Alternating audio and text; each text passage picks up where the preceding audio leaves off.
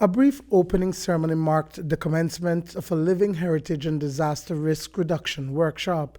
It is part of an intra-regional project between the Caribbean and the Pacific, where intangible cultural heritage such as oral traditions, folklore, music, traditional knowledge of food, and even building a house are properly documented in times of emergencies.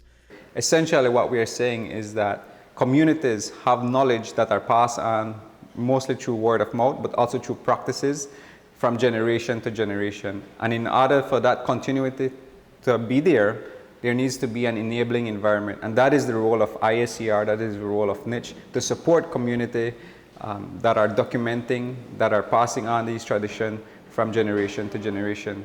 We know that there are some challenges, and we know that climate change, we know that disasters are one of those challenges or threats to the intangible cultural heritage. So over the next few days, the participants will be engaged in a learning process to devise a set of recommendations for what is needed for these cultural communities in times of emergencies. And these emergencies are not limited to disasters. National Emergency Coordinator, retired Captain Daniel Mendez, says it's about ensuring that the response adequately meets the needs of a community from a cultural perspective. Emergencies are not only hurricanes. Emergencies really look at the entire range, the spectrum of risks that we have to consider, including fires, floods, hurricanes, drought, everything you can think about. So it's really important to think about how we can incorporate, how can we use the knowledge that is already existing in communities, which is embedded in culture.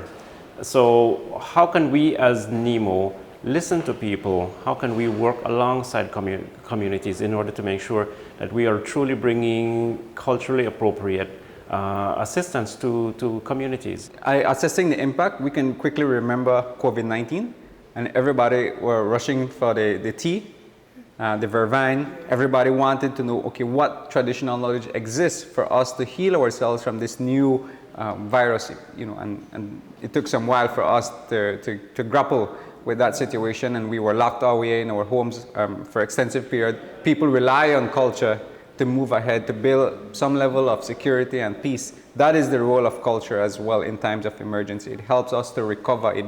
The foundation has already been laid, and the purpose of Living Heritage is to help to prepare and build resilience and recovery from a disaster.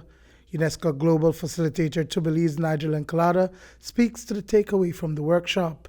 Take an inventory, just like how you inventory buildings and other items, you inventory your intangible heritage. So one of the goals is if people have to move, they move with the culture. The culture moves with them, and then even states and communities can be places that accommodate for that. Right? So this is how culture should be viewed. It's not a thing about suppressing how people live and view the world and experience the world, but trying to facilitate how people interact with the environment in terms of how they know how, no? Duane, Moody for News 5.